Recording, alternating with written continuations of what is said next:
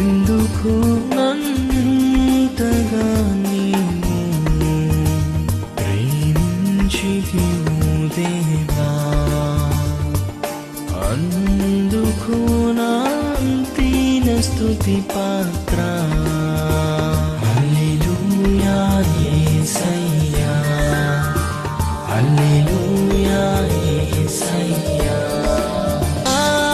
పాపము బాప నరరూపిణివైనావు,